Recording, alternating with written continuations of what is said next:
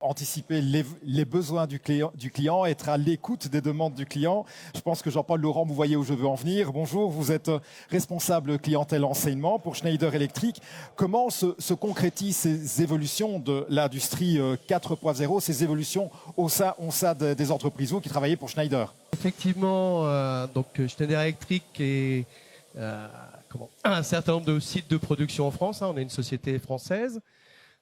Donc il y a un certain nombre de points qui ont déjà été mis en place au sein de l'entreprise, vu qu'un des sites, le site du Vaudreuil, est usine de futur depuis 2017.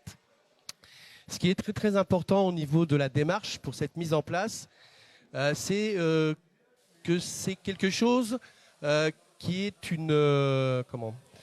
au sein de l'entreprise, c'est l'ensemble du personnel qui travaille sur le sujet. C'est-à-dire que la data qui est récupérée, elle est mise à disposition, que ce soit des personnes en production, que ce soit des personnes à la maintenance, que ce soit les gens qui sont aussi sur les évolutions des lignes de production. Tous ces éléments-là sont amenés, sont mis à disposition, et à partir de ce moment-là, on va donc traiter, faire évoluer au sein d'un site industriel.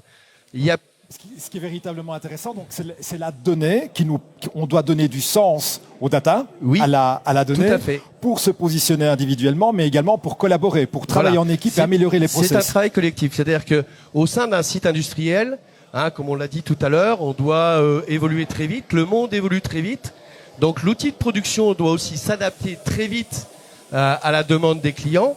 Et puis en même temps, il y a aussi un point qui est important, qui a été aussi dit tout à l'heure, qui est aussi l'aspect, et on le voit très bien aujourd'hui, de la gestion de l'énergie, avec tout le coût qui importe derrière. Donc ce coût, il a un impact sur le prix de votre produit à la sortie.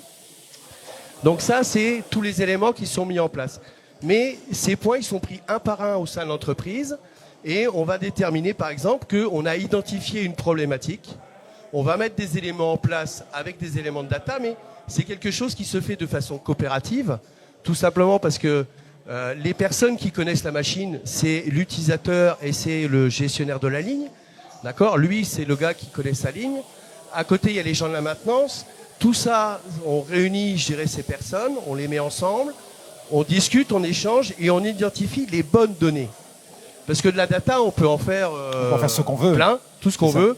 Par contre, ce qui est important, c'est d'identifier les bons éléments qui vont permettre derrière de prendre des décisions et de dire, voilà, là j'ai identifié un problème, je vais apporter telle solution et ainsi de suite. Je vais amener comme ça de la productivité et ça se fait de façon collaborative, c'est pas quelque chose qui vient depuis tout en haut.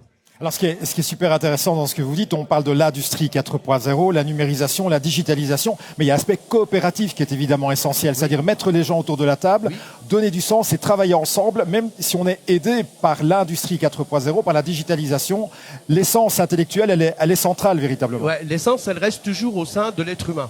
Il ne faut pas croire que l'usine du futur, je supprime l'être humain, ça c'est pas vrai.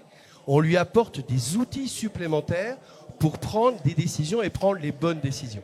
Ça, c'est le gros point d'évolution au sein de l'usine 4.0.